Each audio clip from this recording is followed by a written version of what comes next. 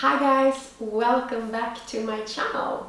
Today is time for another corrections video. I think I made my last one in like December or so.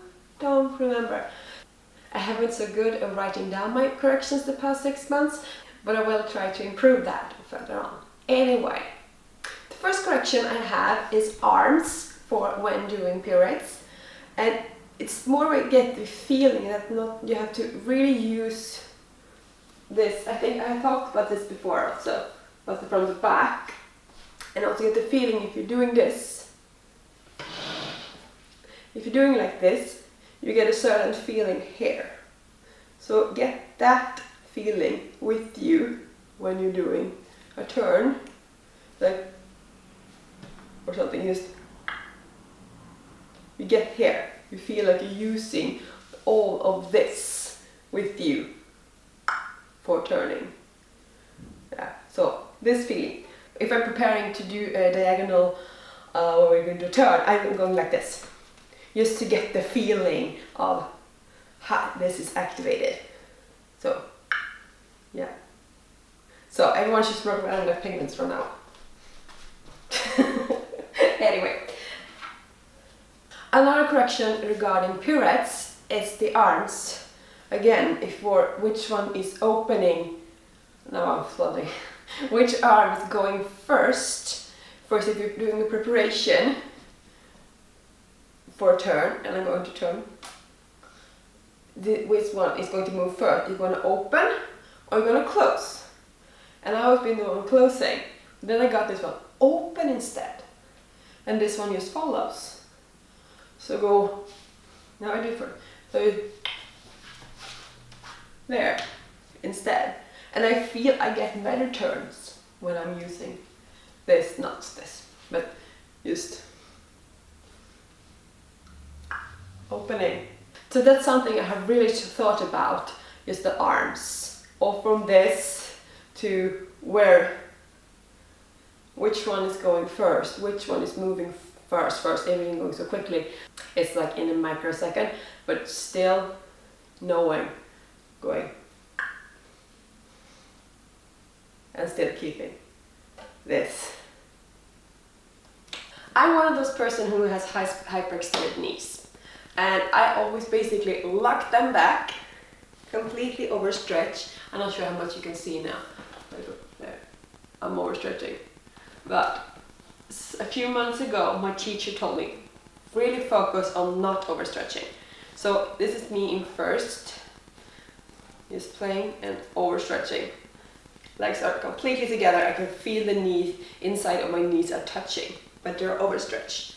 So instead, I should try is to straighten them more. And by doing this, I have another total different feeling here. Like so much more muscles are activated here. It's like by going back, locking back. By not overstretching, I feel I use way much more muscles. I also feel my turnout more, because then I feel I'm turning out from the hip. If I do this, lock back, completely overstretch, I don't feel I'm using this at all for turnout. But if I'm just bending, so straightening the legs a bit more, I feel totally activated over the hips. There are turnout. I feel the legs are more turning out from the hip, because that's where you're supposed to turn out from the hip. So just by doing that little thing, because it's not much, it's basically I'm moving my legs basically like a centimeter or so, not much, but I still feel it more.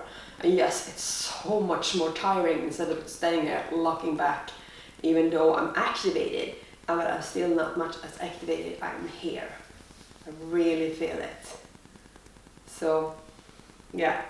And even for me, it feels like I'm actually bending them, that my legs aren't straight, but instead, they are straight now, because I'm so used to being back here.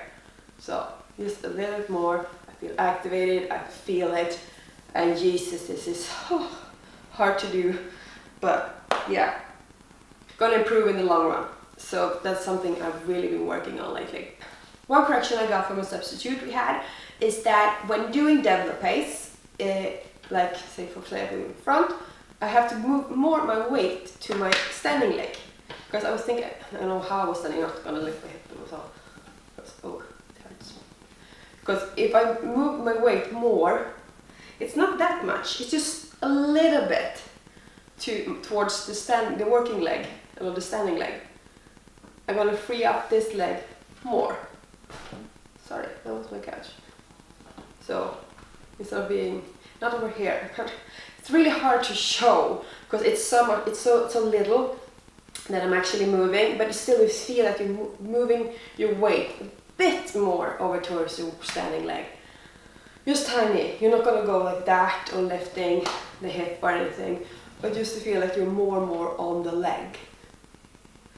I feel it's harder I feel that it's harder to actually feel when you're on the leg and when you're flat. On point I can really feel it, but basically it's an all different story. But so it's really have to work on just finding when I'm on my leg or not.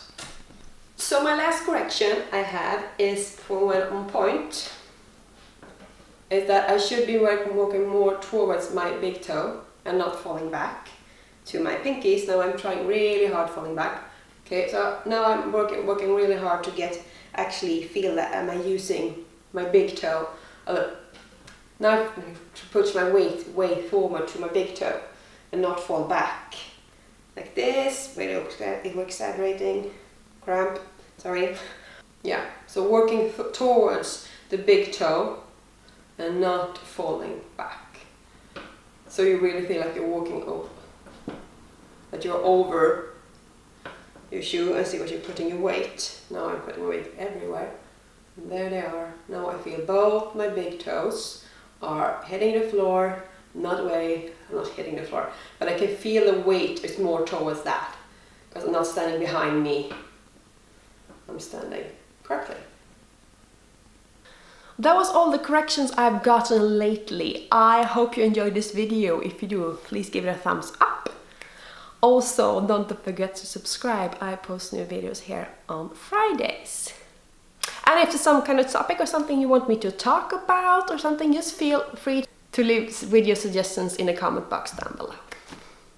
And I wish you all a pleasant day.